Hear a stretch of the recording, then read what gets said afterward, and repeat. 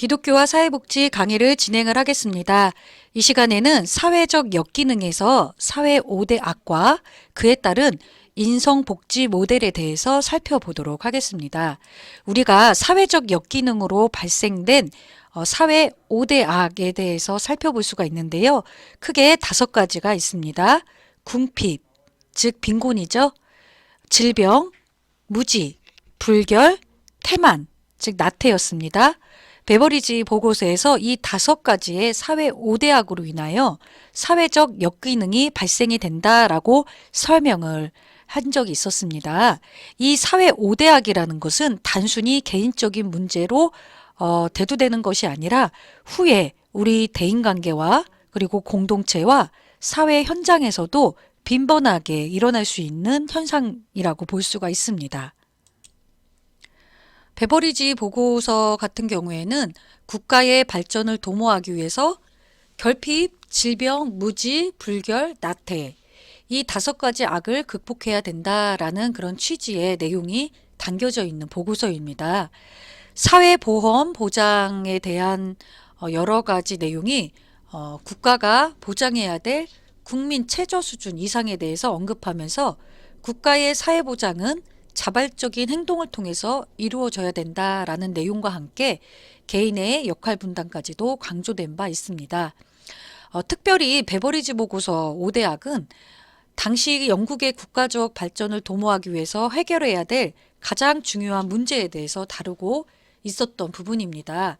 이 5가지의 영역 중에 베버리지는 결핍에 대해서 또 굉장히 중요하게 중점적으로 다룬 내용들도 우리가 확인을 할 수가 있습니다.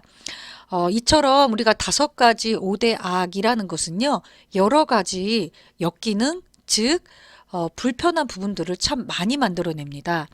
우선 빈곤에 대한 부분을 살펴보도록 하겠습니다. 우리가 빈곤이라고 하면은 결핍이라는 현상, 그리고 여러 가지로 불충족한 현상, 그리고 경제적으로 열악한 현상에 대해서도 살펴볼 수가 있죠. 이런 보여지고 나타내어지는 어떤 형이 화학적인, 즉 물질적인 빈곤도 있지만 인간에게는 마음의 그리고 자기 자신에 대한 빈곤도 같이 찾아옵니다. 따라서 자아 정체성이라든가 자아 실현성이 저하가 되면서 자기 효능감이 동시에 결여가 되는 부분들이 있습니다. 그에 따른 이유를 살펴보시면은 여러 가지 경제적인 압박과 그리고 욕구에 대한 충족이 결여가 되면서 내가 무엇을 하고 싶고 또 해낼 수 있다라는 그러한 자신감이라든가 자기 나름대로의 존중감이 약화가 되면서 개인적인 문제가 또 사회적인 문제로 이어지는 그런 현상들도 우리가 생각해 볼 수가 있다는 것입니다. 2번째, 무지에 대한 부분입니다. 무지 같은 경우에는 자기에 대한 인지라든가 그리고 여러 가지 현상에 대해서 비판적인 사고가 저하가 되면서 그에 따른 창의적인 그런 자기 삶의 능력들이 결여가 되는 부분들이 동시에 발생을 할 수가 있습니다. 그 다음으로는 질병입니다. 질병이라는 것은 정신적인, 신체적인, 그리고 건강적인, 육체적인, 그리고 마음의 질병까지도 같이 포함을 시킬 수가 있습니다. 우리가 이제 몸이 약해지고 정신적으로, 마음적으로 질병이 찾아올 경우에는 자기 조절 능력들이 저하가 되는 부분들이 있죠. 따라서 자기에 대한 존중감과 조절력이 저하가 되면서 자기 스스로 자기 삶을 이끌어가는 자기 경영에 대한 능력도 동시에 결여가 되는 부분들이 발생이 될 수가 있습니다. 여기 이제 질병이라는 거는 신체와 정신과 마음, 정서적인 것까지 포함이 되기 때문에 이 모든 전인격적인 건강을 유지하는 능력들이 우리 인간에게 필요한 부분으로 설명할 수가 있습니다. 4번째는 불결에 대한 부분입니다. 자기에 대한 관리 능력들이 결여가 되는 거죠. 위생, 청결 이런 부분이 약화가 되면서 자율성이 떨어지고 그리고 어떤 청결과 위생이 이게 확보가 되지 않음으로 인해서 자신감도 결여가 되는 부분들이 있죠. 따라서 자기를 다른 사람들에게 적극적으로 개방하는 부분이 저하가 되는 그러한 부족한 부분들도 우리가 확인할 수가 있습니다. 다섯 번째는 나태입니다. 나태라는 것은 게으르다. 그리고 무언가 이렇게 할 수 있는 자기 스스로의 능력들이 이게 부족해서 태만한 현상들을 나타내죠. 그러다 보니까 근로 의욕이 저하가 되고 일하기 싫고 게을러지고 나를 사회에 공헌하는 능력들이 사라지면서 더 적극적인 자기 개발의 그런 확보라든가 그런 나름대로의 동기들을 강화시킬 수 없는 부족한 부분들을 우리가 확인할 수가 있습니다. 그렇다면은 이런 사회적인 역기능, 즉 사회악이라는 것은 방치되어야 될 것이 아니고 반드시 이 부분들을 해결을 하고 더불어서 사회적인 역기능을 순기능으로 강화시켜야 되는 그러한 역할들이 우리 사회에 필요합니다. 따라서 이러한 역기능을 순기능으로 강화하기 위해서는 우리들이 새로운 어떤 개혁안, 즉 과거의 경험을 근거로 해서 더욱더 새로운 삶을 이룰 수 있는 창조적인 능력들을 강화시켜야 된다라는 것이 필요합니다. 따라서 우리 인간에게는 도전하는 능력이 필요하죠. 도전이라고 하면은 보다 나은 수준으로 이루도록 분투함, 그냥 노력하는 것이 아니라 굉장히 강하게 힘을 다해서 분투하는 것을 우리가 도전이라고 합니다. 그런 가운데 구성원의 공동체 간의 구성원 간 여러 가지 가치 창조의 역량을 창출하면서 자기 경영에 대한 혁신성 그리고 글로벌 리더십을 발휘할 수 있는 능력들이 발휘가 됩니다. 이러한 역기능을 순기능으로 전환을 시키고 도전을 통해서 인간의 삶을 새롭게 창조하기 위한 요건들이 필요합니다. 기본적으로 우리가 이거를 에스파이프스 인성 요소별 인성 복지 모형이라고 합니다. 우리 대학에서 인성교육이 중요시하게 여기고 인성교육을 강화하면서 인성교육 모델을 개발을 하였습니다. 에스파이프스라는 그런 모델인데요. 이 모델은 인간의 인성을 6가지로 구성을 하였습니다. 인간의 인성이 조직화된 행동의 종합적인 그림으로 영성, 철학성, 지성, 신체성, 감성, 사회성의 측면으로 인식한 것을 볼 수가 있습니다. 이 6가지의 인성이 전인격적으로 잘 균형 있게 유지가 될 때 인간은 건강한 삶을 유지할 수 있다라고 보는 것이죠. 따라서 사회복지사인 여러분들과 또 우리 공동체 성원들에게 필요한 인성을 기반으로 이것이 사회복지와 어떤 연관성을 가지고 인간의 사회악, 사회적인 역기능을 탈피할 수 있는지를 확인을 할 수가 있습니다. 첫 번째 S, 즉 스피리추얼 영성에 대한 부분입니다. 이 영성은 존재와 목적, 가치 있는 삶을 살아가는 것을 의미를 합니다. 인간은 다른 사물과 그리고 생명체와 다르게 그 인간만이 갖고 있는 고유한 존재적인 영역들이 있습니다. 영원한 삶, 영원한 생명, 그리고 인간만이 추구해야 될 삶의 목적, 그리고 단순히 우리가 의식주를 해결하는 것이 아닌 인간의 심오함, 그런 철학을 추구하면서 인간의 생명을 귀하게 여기는 가치 있는 삶을 살아갑니다.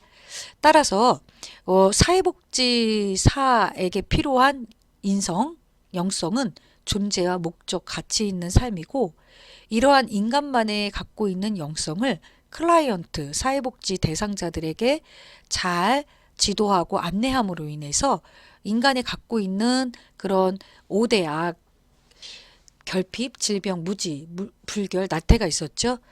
그래서 인간의 어떤 우월성과 탁월성을 가지고 이러한 5대 악을 이겨내고 또는 그것들을 개선할 수 있도록 하는 노력들이 사회복지 안에서도 필요합니다. 다음으로는 철학성입니다. 철학성은 인간의 자아관, 세계관, 문화관의 가치관을 하나로 융합해서 자신을 분석하고 생명의 근원을 알아가는 삶을 우리가 철학성이라고 합니다. 인간에게는 내가 누구냐, 내가 이 세상을 어떻게 바라봐야 되느냐, 인간이 살아가는 데 있어서 어떤 미래를 가지고 설계를 하고 비전 있는 삶을 살아갈 수 있느냐라는 그런 근원적인 인간의 목적을 확인을 합니다. 그러므로 인하여서 이 세 가지의 가치관을 하나로 융합해서 자신의 생명의 근원을 잘 확인하는 것을 우리가 철학성이라고 합니다. 따라서 사회복지사는 사회복지사로서의 내가 누구인지, 사회복지사로서 이 세상, 클라이언트를 어떻게 바라봐야 되고, 사회복지사로서 어떤 비전을 가지고 복지국가, 복지문화를 이루어가야 될 것인가를 우리가 확인하는 것이 필요합니다. 더불어 이런 철학성이 잘 형성되었을 때 인간이 갖고 있는 5대학에 대해서 그거를 해소하고 욕구를 충족하고 더 풍요롭고 건강하고 지적이고 그리고 깨끗하고 부지런한 인간의 삶, 인성을 개발할 수 있게 된다라는 것입니다. 다음의 인성은 바로 지성입니다. 지성이라는 것은 세상에 대한 인식과 논리, 융합 창조를 통해서 자신과 타인의 순환관계와 공동체를 새롭게 창조하는 삶을 의미합니다. 따라서 사회복지사들은 이 세상의 원리와 기본적인 그 시스템에 대해서 인식을 하고 그러한 시스템에 대해서 논리적으로 분석하는 능력들이 필요합니다. 다시 말씀드리면 클라이언트가 이 세상에 살아가는데 이 클라이언트를 바라보는 인식이라든가 그리고 왜 이런 문제들을 그 삶에 있어서 욕구가 충족되지 않았고 이게 사회적 문제로 발생이 됐는지에 대해서 논리적으로 분석하는 힘이 필요하죠. 그런 다음 그 문제를 해결하기 위해서는 사회복지와 다른 영역, 다른 전문성, 그 외에 사회복지하고 융합될 수 있는 여러 가지 지식과 기술들을 통합하여 창조하는, 즉 클라이언트의 삶, 클라이언트의 생활을 새롭게 구성을 해주는 창조적인 역량들이 필요합니다. 그로 인해서 사회복지사 자신과 클라이언트, 우리 사회가 순환관계와 공동체를 새롭게 창조하는 삶이 필요한 부분이겠죠. 따라서 이러한 영역에 있어서 베버리지의 5대 악에 대해서 정확한 인식과 그 5대 악에 대한 논리적인 분석과 문제를 해결하기 위한 융합 창조의 역량을 사회복지사의 인성 가운데 발휘하는 역량들이 필요함을 우리가 확인할 수가 있습니다. 다음으로는 신체성입니다. 신체성은 건강, 태도, 자원관리를 통해서 육체적, 정신적 건강과 상황에 적합한 태도를 유지하는 삶을 우리가 신체성이라고 설명할 수가 있습니다.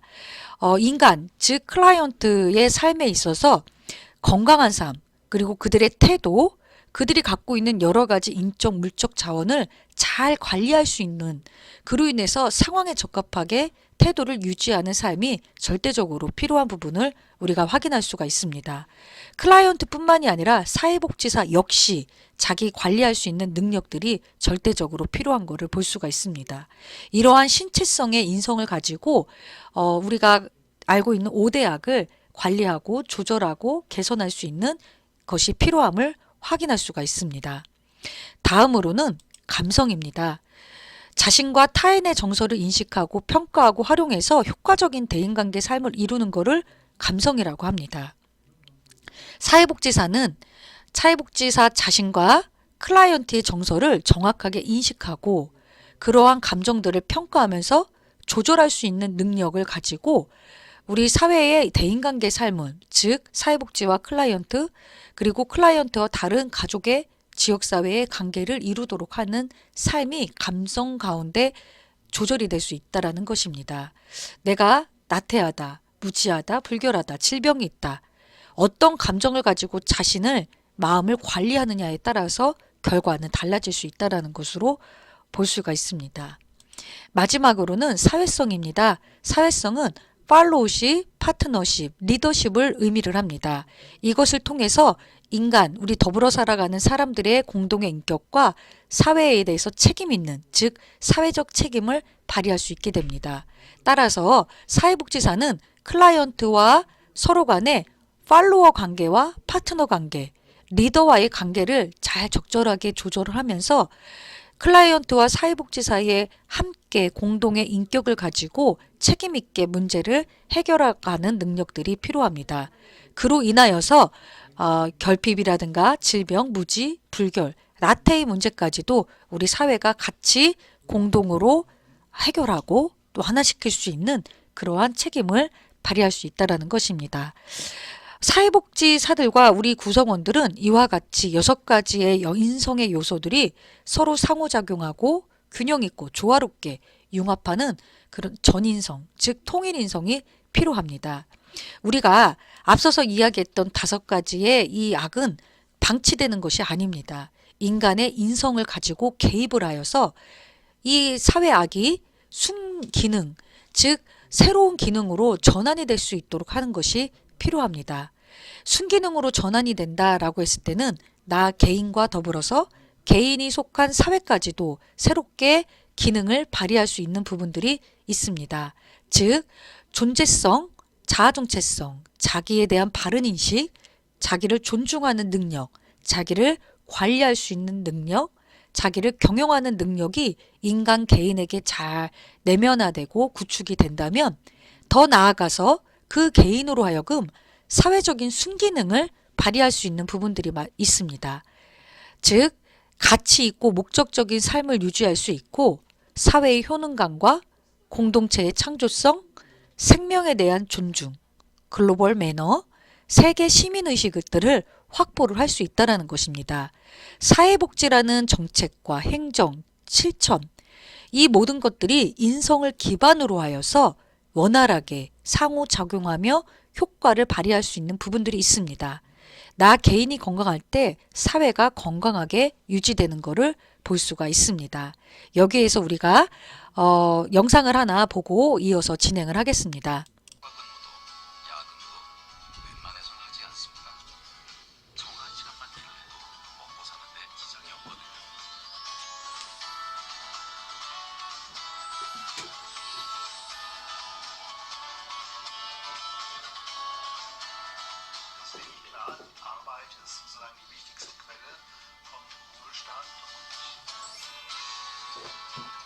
프랑스의 이 노동자 가족은 회사가 곧 문을 닫는다는 소식에도 절망하거나 삶의 위기를 느끼지 않습니다.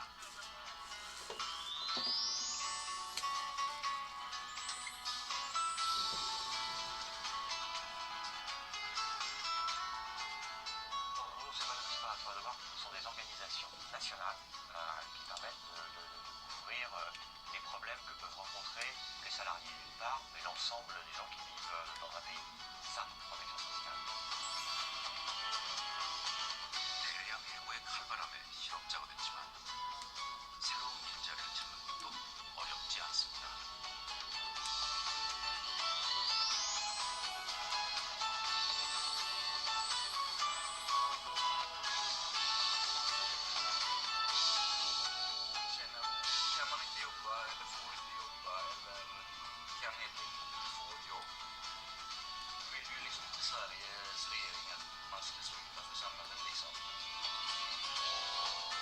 누구나 일하는 것이 당연한 사회, 노동과 복지가 하나인 나라를 찾아갑니다.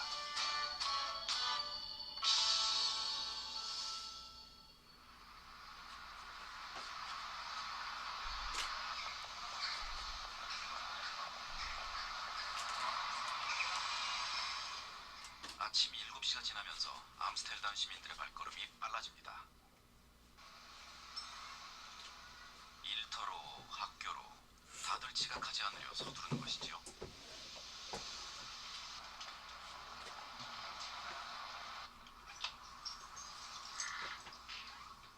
그런데 33살의 회사원 페이텔은 날이 훤히 밝아서야 집을 나섭니다. 서두르는 기색 없이 발걸음도 여유롭습니다.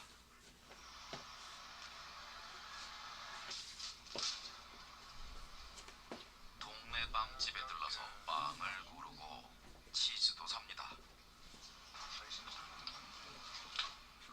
아, 제 눈에도 참 맛있어 보이네요. 자, 이젠 서둘러야겠습니다. 다른 사람보다 조금 늦게 출근하고 짧게 일하지만 페이텔은 불량 사원이 아니거든요.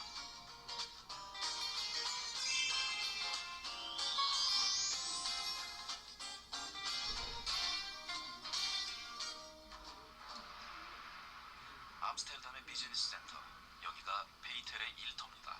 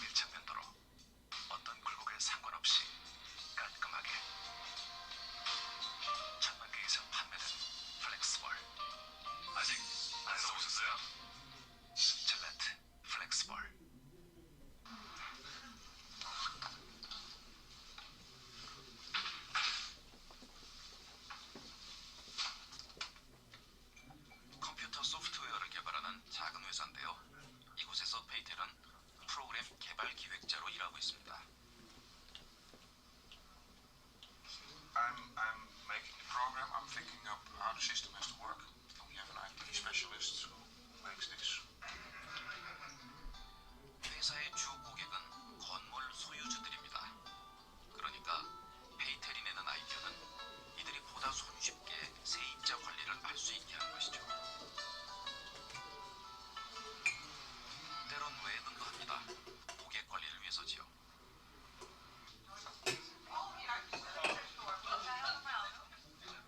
오늘은 오랜 고객들을 찾아왔습니다.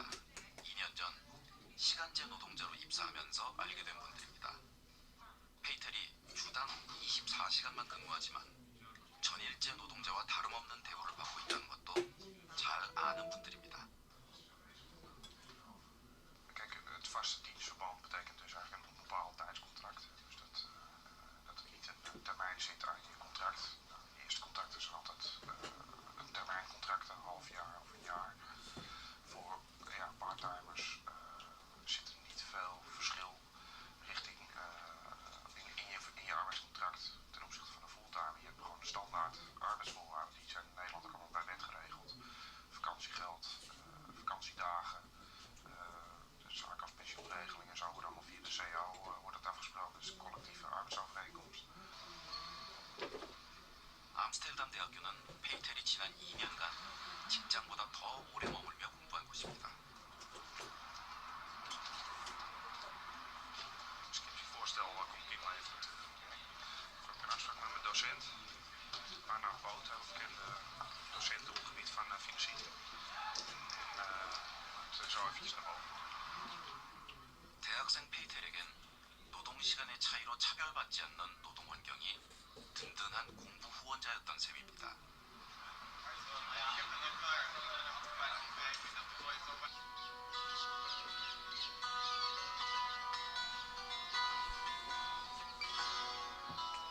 지금은 평일 오후 5시. 네덜란드에선 이 시간에도 여유를 즐기는 사람들을 쉽게 볼 수 있습니다. 전체 노동자의 3분의 1 이상이 주 37시간 이하의 시간제 근무를 하기 때문입니다. 한국과 비교하면 3배가 훨씬 높고 비정규직 비율이 높은 일본보다도 17%나 많습니다. 네, 이와 같이 다 이렇게 완전히 끝까지 보지는 못했지만은 여러분들이 외국의 복지국가 사례를 살펴보셨습니다. 그 중에서 이제 우리가 빈곤하고 관련돼 있고 나태하고 이런 사회 악하고 관련되어 있는 노동에 대한 내용을 살펴보셨습니다. 이러한 내용들을 살펴보시고 여러분들이 혹시나 더 궁금하신 부분들이 있으면 이어서 여러분들이 개별적으로 영상을 보셔도 좋겠습니다. EBS의 다큐플라임 행복의 조건 복지국가를 가다 요 내용으로 한번 살펴보셔도 좋겠습니다. 우리가 사회악을 잘 이렇게 개선을 하기 위해서는요, 사회복지사들 간의 협업, 즉 연합하는 힘이 필요합니다. 이거를 사회복지사 협업이라고 부를 수 있습니다. 사회복지사의 협업 역량이라는 거는 사회복지 조직을 이해하고 사회복지사 간의 상호 협력과 경쟁 과정을 통해서 사회복지의 집단 지성 능력을 발휘함으로 클라이언트들의 삶의 질을 향상하고 더불어 사는 성과를 창출하는 것을 우리가 사회복지사의 협업이다라고 부를 수가 있습니다. 사회복지사의 이 협업에 대한 내용은요, 크게 3가지의 요소로 살펴볼 수가 있습니다. 사회복지 조직을 이해하는 능력, 사회복지사와 클라이언트 간의 팀워크, 사회복지의 공동체를 새롭게 창조하는 힘을 의미할 수가 있습니다. 첫 번째, 조직을 이해하는 능력에는 사회복지 조직의 사회복지사와 클라이언트가 잘 적응하고 그에 따른 역할과 책임들을 정확하게 명확하게 규정을 하고 그리고 사회복지 조직의 전략들을 더 구체화할 수 있도록 이해하는 능력이 필요합니다. 이어서 사회복지의 팀워크를 위해서는 클라이언트와 사회복지 조직, 사회복지사가 공동의 하나의 목표를 수립하여서 상호 협력적인 관계를 유지하고 그로 인해서 클라이언트들의 문제 해결이라는 삶의 질을 향상시킨다라는 성과를 팀으로 같이 창출을 해야 됩니다. 다음으로 공동체 창조는 우리 사회복지 공동체를 정확하게 인식하고 집단의 지성을 발휘하여서 즉 사회복지의 가치와 지식과 기술, 경험들을 활용하여서 공동체를 융합하는 즉 사회복지의 다양한 영역들이 함께 어우러져서 더 좋은 사회복지를 서비스를 만들어내는 일들이 필요합니다. 이를 위해서 사회복지사의 협업이 절대적으로 필요한 부분이라고 볼 수가 있겠습니다. 관련한 내용을 과제로 제출을 하였습니다. 과제실에 가시면 사회복지사의 협업 역량 강화 실천 기본이라고 해서 이러한 서식들을 올려놓았습니다. 대인관계 지난 과제에서 한번 해봤죠. 협업의 요소가 3가지였습니다. 조직이해, 그리고 팀워크, 공동체 창조, 이 3가지의 영역을 가지고 여러분들이 마이크로, 메조, 매크로라는 그런 영역으로 접근을 하셔서 내가 속한 가정과 그리고 소그룹, 지역사회의 조직을 어떻게 이해하고 있는지, 그리고 지금 여러분 학생 자신이 조직을 이해하는 능력이 현재 100점 기준에서 몇 점인지를 체크하시고 앞으로 몇 점까지 더 확보하실지를 기대치를 체크하시는 겁니다. 현재 50인데 그 이후에는 80으로 좀 향상시키고 싶다라고 해서 체크를 하시면 되고요.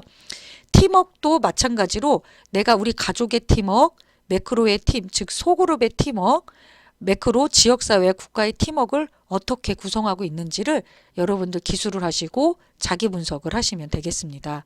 공동체 창조 부분도 내가 사회복지사로서 사회복지 공동체를 잘 창조하기 위해서 우선은 가족과 그리고 소그룹, 지역사회에 어떻게 활동을 해야 되는지에 대한 부분을 기술하시고 현재 점수와 목표치를 작성을 하시면 되겠습니다. 이와 같이 이제 3가지 조직이의 팀워크, 가족 공동체라는 내용을 가지고 여러분들이 접근을 하시는데 우리 사회복지가 학문적으로 접근하는 특성은요. 크게 마이크로와 메조, 매크로가 있습니다. 마이크로는 개인에 초점을 많이 맞추었고요. 더불어서 이제 그 가족까지 이 마이크로 영역에 속해 있습니다. 그래서 인간이 속해 있는 환경, 나 개인과 가족의 체계를 마이크로라고 하고요. 메조라는 체계는 소그룹 그리고 소집단을 의미를 합니다. 예를 들면 여러분들이 속해 있는 대학, 동아리, 그리고 뭐 그룹 단체, 종교 활동하는 뭐 교회라든가 기타 뭐 기관 센터 이런 것까지를 메조 중시 체계라고 하고요. 매크로는 이제 더 나아가서 국가나 그리고 전 세계 인류까지를 거시적으로 매크로라고 합니다. 사회복지가 실천하는 것은 이렇게 개인과 가족, 소그룹, 그리고 단체, 지역사회, 국가, 인류사회까지 확대를 합니다. 따라서 여러분들이 사회복지사 간의 협업을 이루기 위해서도 이처럼 마이크로, 메조, 매크로라는 영역으로 여러분들의 조직을 이해하는 능력, 가정과 대학과 소그룹, 지역사회에 이해하는 능력, 팀워크, 공동체 창조에 대한 내용들을 이와 같이 작성을 해보시고요. 이거는 이제 설계서입니다. 여러분들의 계획서가 한 장이 있고 다음으로는 계획한 거를 실제 일지로 작성하는 것이 또 한 장 있습니다. 그래서 여러분들 과제실에 있는 이 내용들을요. 잘 활용을 하시고 설계서와 더불어 여러분들 활동 일지도 과제실에 이렇게 게재를 했습니다. 실천 사진은 사진 촬영한 것이 있으면 더 좋고요. 그렇지 않으면 관련 이미지를 좀 찾아서 같이 넣어 주셨으면 합니다.